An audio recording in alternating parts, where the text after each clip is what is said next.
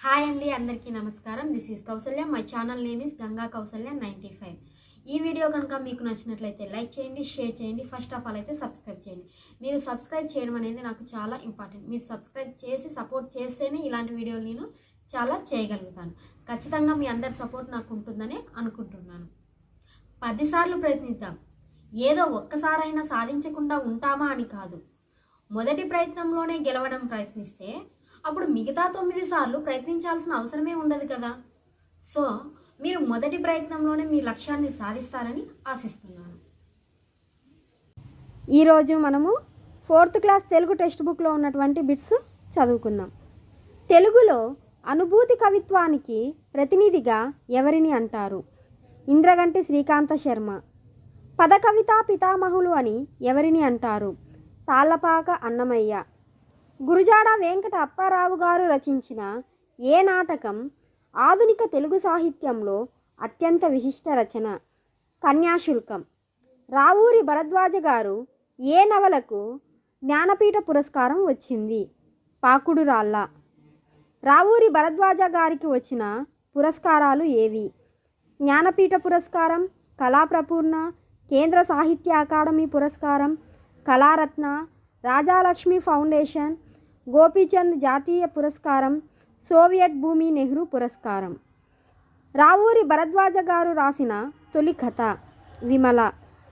వెంకట పార్వతీశ కవులు అని ఎవరిని అంటారు? బాలాంత్రపు వెంకటరావు, ఓలేటి పార్వతీశం.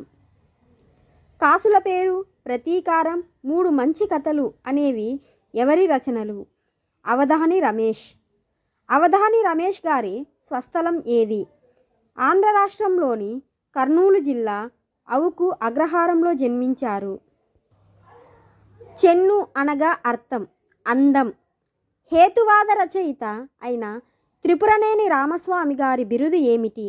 ఆయన రచనలు ఏంటి? కవిరాజు. రచనలు సూతపురాణం, పల్నాటి పౌరుషం. తెలుగు సాహిత్యంలో ప్రసిద్ధి చెందిన హాస్య నవల ఏది? బారిస్టరు పార్వతీశం. బారిస్టరు పార్వతీశం రచయిత ఎవరు? మొక్కపాటి నరసింహశాస్త్రి. తెలుగు జానపద గేయ సాహిత్యంపై మొట్టమొదటగా పరిశోధన చేసిన వ్యక్తి ఎవరు? బిరుదురాజు రామరాజు. బిరుదురాజు రామరాజు గారి రచనలు ఏమిటి? జానపద రామాయణం, తెలుగు సాహిత్యోద్ధారకులు. గుర్రం జాషువా గారి కవిత్వ లక్షణాలు ఏవి? ప్రశస్తమైన పద్యశిల్పం, సులలితమైన ధార, దళితులు, అట్టడుగు వర్గాల పట్ల అపారమైన ప్రేమ, సామాజిక అసమానతల పట్ల ఆగ్రహం. గుర్రం జాషువా గారి బిరుదులు ఏమి? నవయుగ కవి చక్రవర్తి, కళాప్రపూర్ణ. గుర్రం జాషువా గారి రచనలు ఏవి? ఫిరదౌసి, గబ్బిలము, క్రీస్తు చరిత్ర మొదలైనవి. బసవరాజు అప్పారావు గేయాలను రాసినది ఎవరు? బసవరాజు అప్పారావు. కద్దు అనే పదానికి పర్యాయ పదాలు: కలదు, ఉన్నది. విదేశీయునికి శిరస్సు వంచను అని తనలో తాను అనుకున్నది ఎవరు? బాల్యంలో ఛత్రపతి శివాజీ.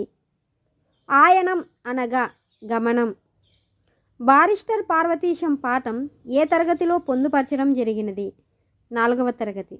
ప్రస్తుతం బారిస్టర్ పార్వతీశంలో పార్వతీశం గారి పూర్తి పేరు, వారి ఊరు ఏమి? బారిస్టర్ పార్వతీశంలో పార్వతీశం గారి పూర్తి పేరు వేమూరి పార్వతీశం. వారి ఊరు నర్సాపురం దగ్గర మొగలితుర్రు. 5వ ఫారం అనగా అర్థము. 10వ తరగతి.